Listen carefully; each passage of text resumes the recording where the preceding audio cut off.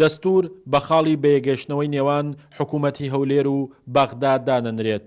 دۆستەکانی هەردوو لاش داواکەن هەردوو حکوومەت کێشەکانیان لەسەر بناغی دەستور چارەسەر بکەن. ئەندامێکی ئەنجومەنی نوێنەرانی عێراقیش گەشتبینی خۆی پیشانەدا کە هەردوو لا دەیانەوێ بە وەرەقەی دەستورەوە بگەڕێنەوە سەرمێزی گفتوگۆ. خۆشبەختانە ئەوەی کە لێرە و لەوێ ABC داوای ئەواکر کێشەکان لەگەڵ عێراق بە شێوەیەکی دەستوری چارەسەر بکرێت.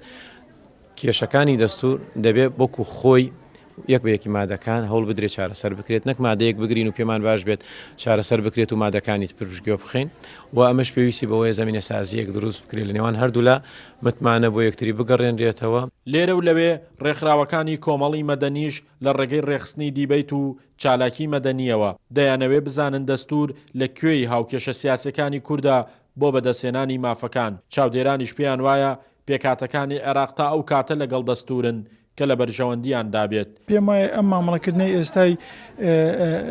ئێستا کە لە عێراقا هێزە سیاسەکان لەگەڵ دەستورایکەن ئەو ئاڕاستە ئەو جۆرە قسەکردانی ئێستا لە هێزە سیاسەکانی عێراقەوە بیسین بەداخەوە یعنی هەڵوێستێکی ئینتیقائیە یان فاکتەرەکە فاکتەرێکی سیاسیە کە هەنێجار